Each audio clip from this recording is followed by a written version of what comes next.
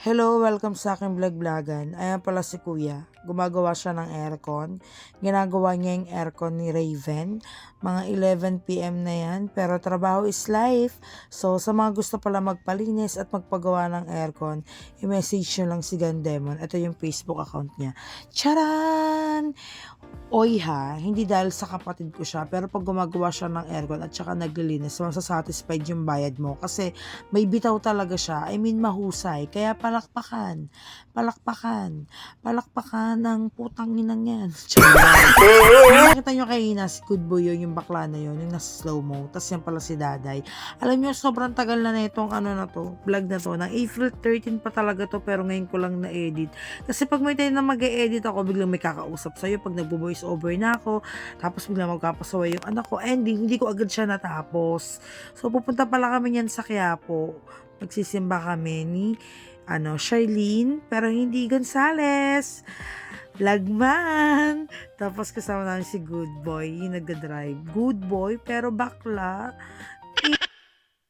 Charot lang, bakla. Ang tuloy palang pangalan ni Good Boy is Bini. Bini Birocha. Bini.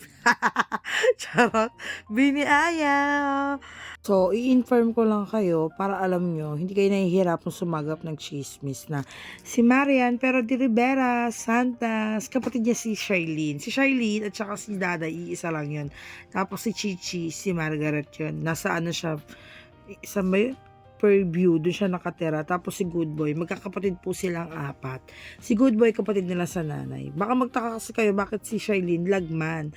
Tapos si Marian, Santas. Pero ang alam ko, same lang sila ng father, pero kasi ang gamit ni Charlene, yung apelido nung mama niya. O, alam niya na.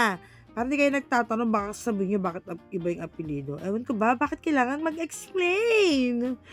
So, ayun, pumunta kami dyan sa simbahan.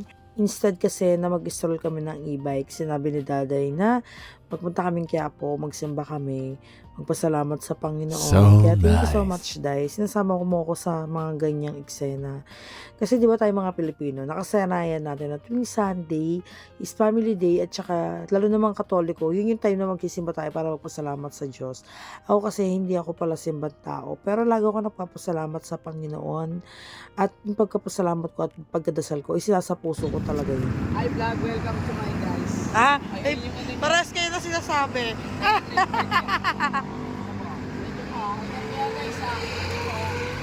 So, after namin sa simbahan, dumaan kami dito sa nagbebenta ng case ng mga cellphone. Kasi, nagpabili ata ng case si Maria ng cellphone kay kay Good Boy.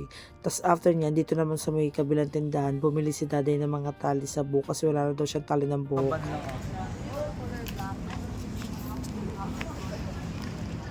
Okay ito naman yung force ko dyan. Uy, iba Iba ba? Thank you for watching this vlog. I hope you enjoy. Kahit hindi ka enjoy. Don't forget to follow me on my mga social media accounts. Namiss ko sabihin to. Vlog mo to? Vlog ko to.